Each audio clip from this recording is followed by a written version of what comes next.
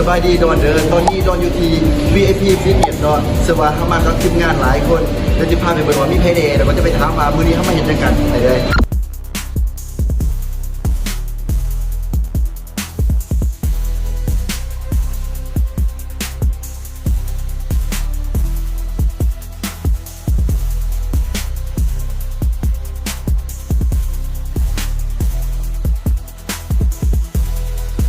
เดี๋ยวอันนี้นับตัวเลย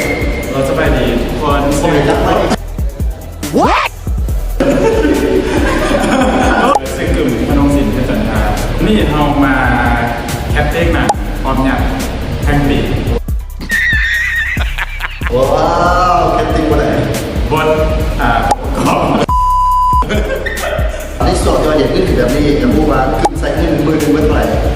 เมื่อเดือนถ้าว่าพบไปกินเบียร์เราก็ประมาณ2-3 แสนถ้ากินเบียร์เป็นล้านหนึ่งพอ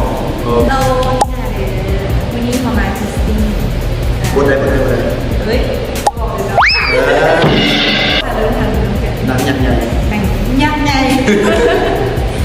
Oh my god Wow กินข้าวอย่างปกติเนาะกับมือตามกระแสหนึ่งไปสามไปกระแสหนึ่ง เขาก็ปกติเลย มาดีซื้อหมอนแรกวันนี้มาแคสติ้งหนังเมื่อร้าน มือมาโอ้โหใส่เกี่ยวกันยังไงเบิร์ดเป็นยังไง กินเบียร์อย่างเดียว อ้าว ซื้อเทศคิดแต่ว่า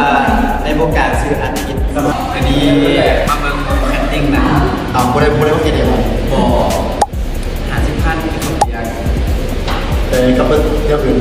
เบียร์กันที่ฮัสเซต ที่เราสวัสดีแนะนำตัว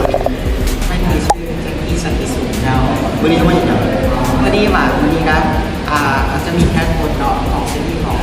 มีหน้าของเก่า น้องๆว่าร้านนี้เป็นร้านยักษ์ใหญ่เจ้าคิดเห็นวันอะไรด้วยว่าเป็นร้านยังไงเทโบด้วยว่ามียังมีเบียร์บ่